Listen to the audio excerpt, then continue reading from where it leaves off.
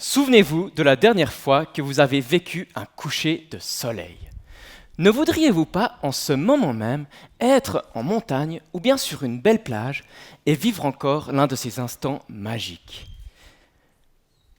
Imaginez que je vous emmène ce soir voir un coucher de soleil sur une exoplanète.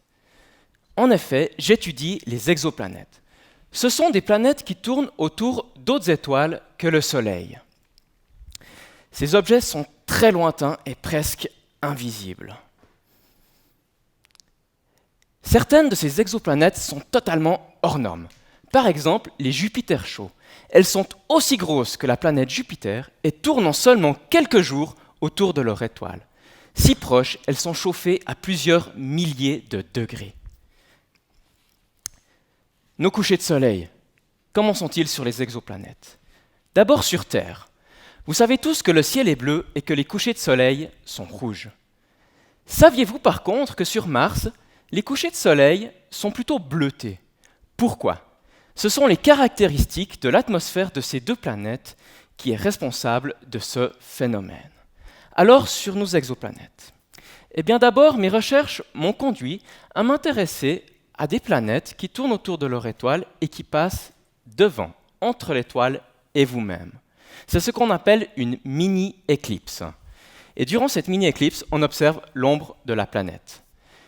Imaginez maintenant que cette planète possède une atmosphère. La lumière de l'étoile va passer à travers cette atmosphère et être filtrée par l'atmosphère de cette exoplanète.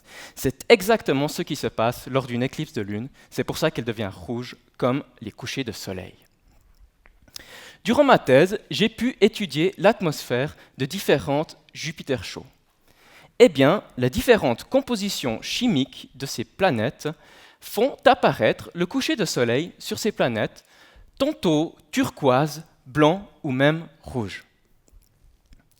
Par exemple, sur l'exoplanète HD 189733b, j'ai pu observer la présence de sodium. Épatant, du sodium, le même que dans chaque grain de sel.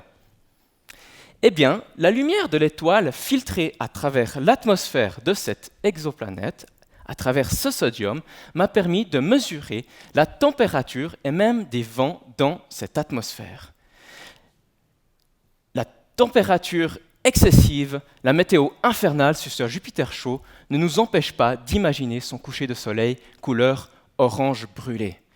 Alors la prochaine fois que vous voyez un coucher de soleil, fermez les yeux et imaginez-vous vivre sur une autre planète. Merci.